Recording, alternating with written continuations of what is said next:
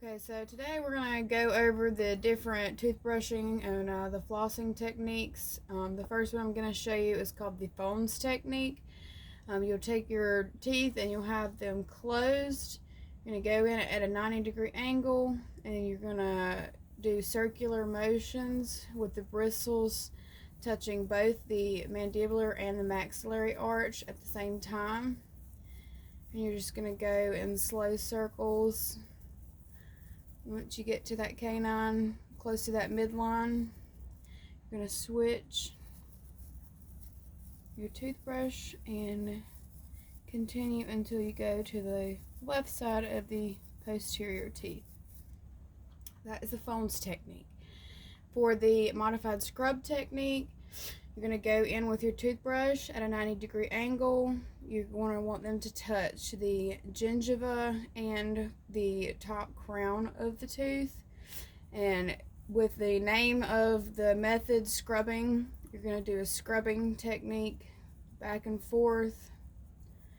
And then you'll just move to the next teeth. Just doing that scrubbing motion. And once you get close to that midline, you're going to switch the angle of the toothbrush and keep doing the scrubbing technique until you've covered all areas of the mouth. Okay, and then for the bass method, you're going to go in at a 45-degree angle with your toothbrush and you're going to vibrate back and forth for 10 seconds on roughly 2 to 3 teeth at a time. So 1, 2, 3, 4, 5, 6, 7, 8, 9, 10. You just pick up and move to the next teeth.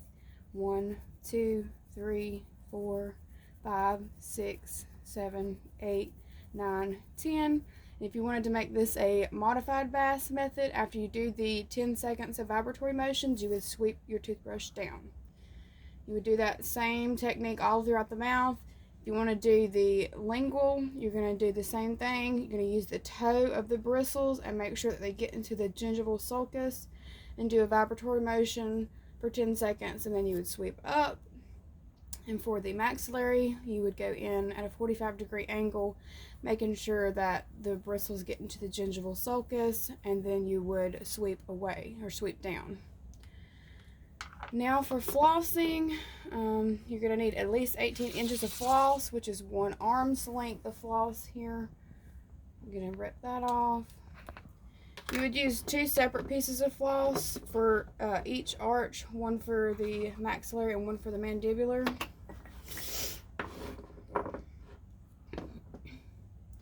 You're going to take the floss and wrap it around your middle fingers.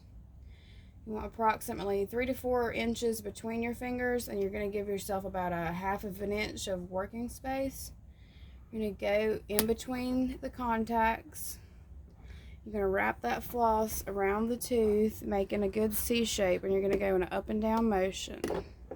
When you come out, you're just going to wrap the floss to a new piece, go in between that same contact, make a C around the distal of the next tooth, and so forth and so on till you've flossed between all your contacts of all your teeth.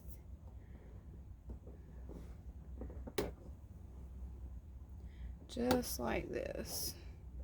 Make sure you get out all the debris and plaque between your teeth that your toothbrush cannot get, and always make sure that you go back and get the distal of the last erupted molars that are there, making that C shape around the back.